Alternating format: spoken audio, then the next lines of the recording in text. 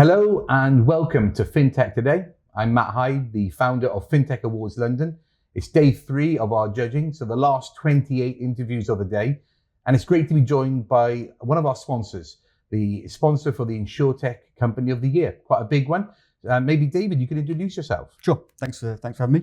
I'm David, I head up the Fintech and Cyber team for London and Partners. Excellent. So, London and Partners, InsurTech, why that category? Yeah.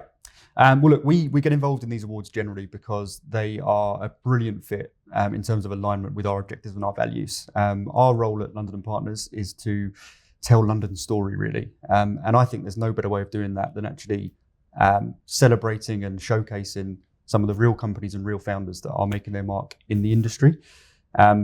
London obviously has a historic legacy of being a financial powerhouse and insurance powerhouse.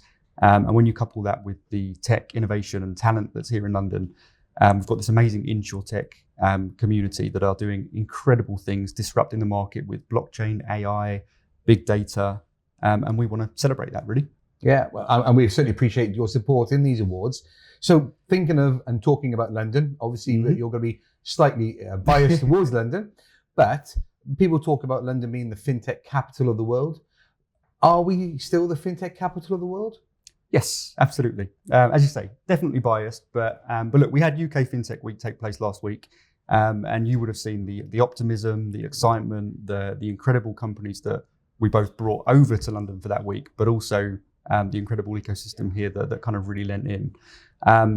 Yes, look, we're by far the largest tech ecosystem in Europe, financial center of Europe, in terms of funding. Fintechs in London brought in more funding than the next 5 European countries combined, which is incredible. From an FDI point of view, financial and professional services attracts around £1 billion in FDI every year, creates about 7,000 jobs. In terms of fintech, or in terms of FDI in general, London is still number 1 in Europe, number 2 globally. And so it's a really, really exciting time at the moment. Yeah, it is. I think you're right about IFGS. I thought the energy, the optimism, but just almost like, let's just get on with things. And Yeah. we looked at the dark side all the time, or maybe the slightly doomy side. But the reality is when we're looking at some amazing stories out there, Alika Bank, Zopar, Zilch, the list goes on of companies in the last few years who have done so well. Exactly. And are really taking it to the world. So what do we need to do then to make sure that London remains the capital of fintech? Because also from London, the regions also feed in and also benefit from it as well. Exactly, and I think it's what we need to do is just all of that and more. We've got an incredible ecosystem here that when we work together, we can ensure that we remain the capital of the world. We've got, just to kind of name drop some of the stakeholders that we work with, we've obviously got yourselves who are kind of showcasing the brilliant London-based and UK-based fintechs that are doing incredible things throughout the world.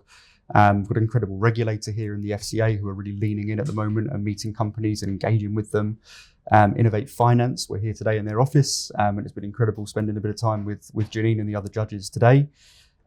City of London, I mean, there's just so many parties in London, including London and Partners and Grow London and all the programs that we offer that can supercharge some of the work that those companies are doing.